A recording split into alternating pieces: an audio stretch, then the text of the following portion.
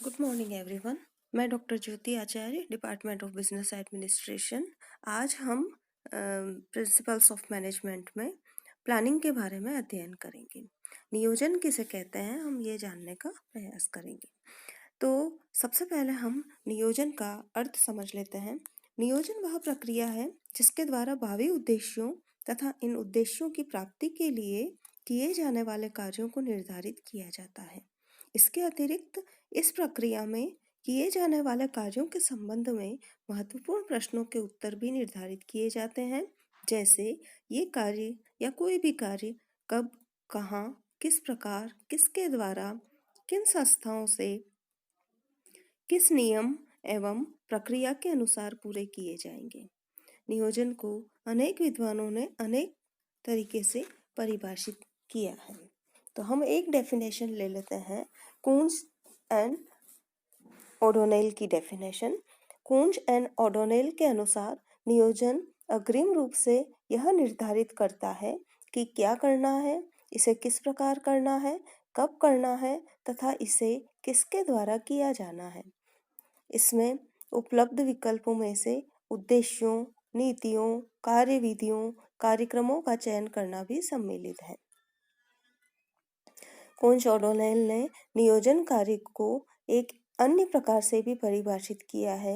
उनके अनुसार नियोजन एक बौद्धिक प्रक्रिया है, इंटेलिजेंस प्रोसेस है, सोच विचार कर क्रियाविधियों या कार्यपथों को निर्धारित करने की प्रक्रिया है, जिसमें उद्देश्यों, तथ्यों तथा उचित पूर्वानुमानों के आधार पर निर्णय लिए जाते हैं।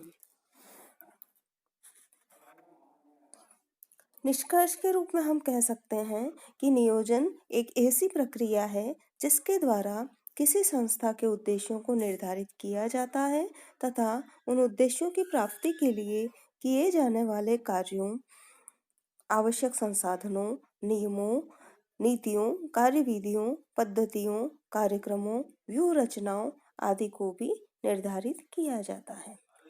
Planning is the process of setting goals and establishing methods or paths for reaching them. नियोजन एक ऐसी प्रक्रिया है जिसमें संस्था के उद्देश्यों के साथ साथ इन उद्देश्यों की प्राप्ति के लिए किए जाने वाले कार्यों, आवश्यक संसाधनों एवं क्रियाविधियों को भी निर्धारित किया जाता है। इस प्रकार इन परिभाषाओं के आधार पर नियोजन की कई सारी विशेषताएं निकल कर आती हैं। जैसे नियोजन जो है प्रबंध का प्राथमिक कार्य है, प्राइमरी फंक्शन है। नियोजन सर्वव्यापी कार्य है जिसे संपूर्ण संस्था में प्रत्येक स्तर पर किया जाता है। नियोजन अपने आप में कोई उद्देश्य नहीं होता, बल्कि यह किन्हीं उद्देश्यों की पूर्ति के लिए किया जाता है। इसका मतलब यह पर्पसफुल होता है। नियोजन इंटरडिपेंड एक्टिविटी है। प्रबंध प्रक्रिया की प्रथम क्रिया के उपरांत भी यह परस्पर आश्रित क्रिया है, क्योंकि प्रबंध के अन्य कार्यों को ध्यान में रखकर ही भावी कार्यों का नियोजन किया जाता है। नियोजन एक प्रक्रिया है, यह एक सतत प्रक्रिया है या कंटिन्यूअस प्रोसेस है। यह एक इंटेलेक्चुअल प्रोसेस है, बौद्धिक प्रक्रिया है, यह पदानुक्रम प्रक्रिया है, हायरशिप प्रोसेस है, भविष्योन्मुख है, फ्यूचरिस्टिक है और यह नियोजन जो है भविष्य में किए जाने वाले कार्यों का भी निर्धारण किया जाता है। नियोजन में मतलब forecasting is the basis of planning. समयबद्ध प्रक्रिया है, टाइम बाउंड प्रोसेस है।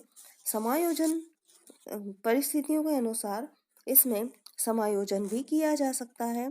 एडजस्टेबल प्रोसेस है यह। कमिटमेंट ऑफ रिसोर्सेस संसाधनों की नियोजन की एक विशेषता यह भी है कि इसमें संसाधनों का निर्धारण भी किया जाता है। नियोजन में प्रबंधक इस बात के लिए वचनबद्ध होते हैं कि वे भविष्य में कुछ निश्चित कार्यों को निश्चित प्रक्रिया, नियमों, कार्यक्रम के अनुरूप पूरा करेंगे। नियोजन में निर्णयन भी सम्मिलित होता है। Planning involves decision making. अब हम देखते हैं प्रोसेस ऑफ प्लानिंग क्या रहता है। नियोजन की जो प्रक्रिया रहती है वो किस प्रकार रहती है, इसे हम दो तरीके से या एग्जाम में भी इसके दो तरीके से क्वेश्चन पूछे जा सकते हैं। नियोजन के चरण समझाइए, या नियोजन की प्रक्रिया समझाइए, या नियोजन की तकनीक, हम कुछ भी कह सकते हैं इसको। तीनों में यही स्टेप्स आएंगे जो मैं भी बताने वाली हूँ। नियोजन भविष्य में किए जाने वाले कार्यों का निर्धारण करने की एक बौद्धिक प्रक्रिया है, और एक नियोजन प्रक्रिया में कुछ स्टेप्स होते हैं। वो स्टेप्स, उन स्टेप में पहला स्टेप जो होता है वो होता है analysis and evaluation of the environment. वातावरण का विश्लेषण एवं मूल्यांकन करना सबसे पहला कदम होता है। नियोजन करने के लिए सबसे पहले प्रबंधकों को संस्था के बाहरी एवं आंतरिक वातावरण का अध्ययन, विश्लेषण एवं मूल्यांकन करना पड़ता है। इसके लिए प्रबंधकों को संस्था को प्रभावित करने वाले सभी आर्थिक, सामाजिक, राजनीतिक, कानूनी आदि सभी घटकों का अध्ययन करना चाहिए। तत्पश्चात प्रबंधकों का एक विवरण तैयार करना चाहिए, वातावरणीय संकट एवं अवसर विवरण, जिसे environmental threats and opportunities profile कहते हैं, ETOP कहा जाता है। उसके बाद में संस्था का आंतरिक मूल्यांकन करना होता है, internal appraisal of the firm और कंपनी।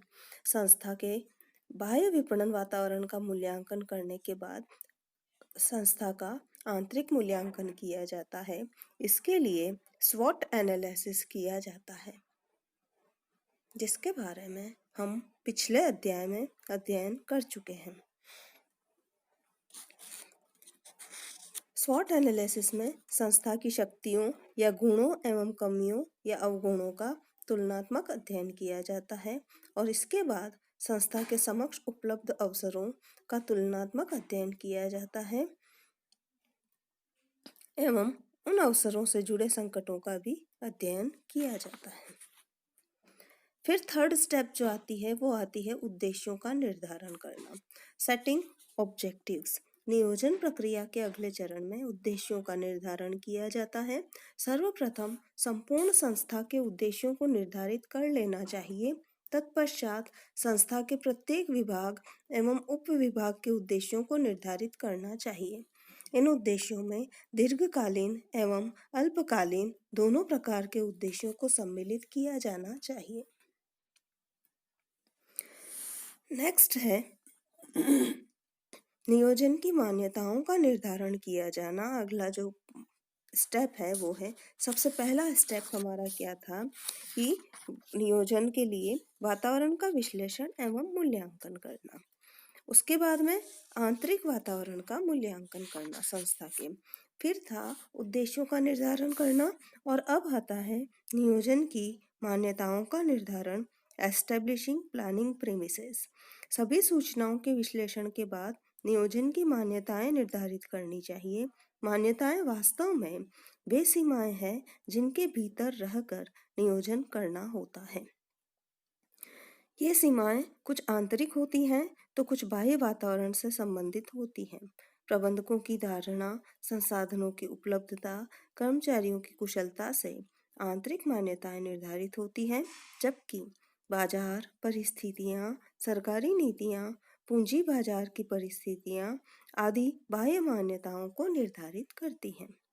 नियोजन करते समय इन सभी मान्यताओं को स्पष्ट कर लेना चाहिए ताकि नियोजन का क्रियान्वयन अधिक कुशलता के साथ किया जा सके। वैकल्पिक योजनाओं की खोज करना, बाद में डिस्कवरिंग अल्टरनेटिव प्लान्स। सामान्यतः किसी भी कार्य को करने या उद्देश्यों को प्राप्त करने के लिए अनेक विकल्प होते हैं। प्रबंधक जितने अधिक सृजनशील होते हैं वे उतने ही अधिक एवं अच्छे विकल्प खोज लेते हैं।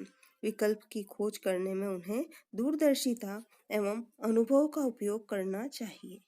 विकल्प खोजते समय उन्हें प्राप्त सूचनाओं एवं नियोजन की मान्यताओं को भी नहीं भूलना चाहिए। फिर आता है सिक्स्थ जो स्टेप आता है वो है इवेल्युएटिंग अल्टरनेटिव्स। विविध विकल्पों की खोज के बाद उन विकल्पों का मूल्यांकन किया जाता है। उन विकल्पों का मूल्यांकन किया जाता है। विकल्पों का मूल्यांकन अनेक तथ्यों के आधार पर किया जाता है। इन तथ्यों में प्रत्येक विकल्प पर लगने वाला निवेश, उससे प्राप्त होने वाली आय, आय प्राप्ति में लगने वाला समय, संस्था की सीमाएं, प्रत्येक विकल्प को अपनाने से होने वाले सामाजिक प्रभाव आदि प्रमुख होते हैं। मूल्यांकन हेतु मस्तिष्क के साथ साथ तकनीकी यंत्रों यानी कि उपकरणों का भी उपयोग करना चाहिए। उसके बाद की जो स्टेप आती है वो आती है समुचित विकल्प का चयन करना, सेलेक्टिंग एप्रोप्रिएट अल्टरनेटिव।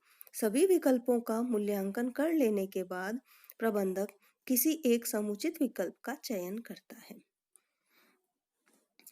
उसके बाद में फॉर्मुलेटिंग एक्शन प्लान्स, कार्य योजनाओं का निर्माण किया जाता है। संस्था के नियोजन के बाद में कार्य योजनाओं में विभागीय एवं अनुविभागीय योजनाओं का निर्माण सम्मिलित है। इनके अतिरिक्त जो मूल योजना या बेसिक प्लान होता है, उसके क्रियान्वयन के लिए आवश्यक नीतियों, नियमों, कार्यविधियों, कार्यक्रमों आदि का निर्धारण भी किया जाता है। फिर नेक्स्ट स्टेप जो आती है, 9th स्टेप बता रही हूँ मैं, संसाधनों का आवंटन अर्थात बजट निर्माण, अलोकेटिंग रिसोर्सेज। नियोजन प्रक्रिया के अगले चरण में नियोजन के क्रियान्वयन के लिए संसाधनों का आवंटन किया जाता है। दूसरे शब्दों में योजना से क्या प्राप्त होना है तथा क्या व्यय होना है, इसका स्पष्ट विवरण बजट में दिया जाता है। इस प्रकार बजट संपूर्ण नियोजन को परिमाणात्मक रूप में और विशेष रूप से मौद्रिक इकाइयों में प्रकट कर देता है। फिर योजना का क्रियान्वयन, इम्प्लीमेंटिंग द प्लान।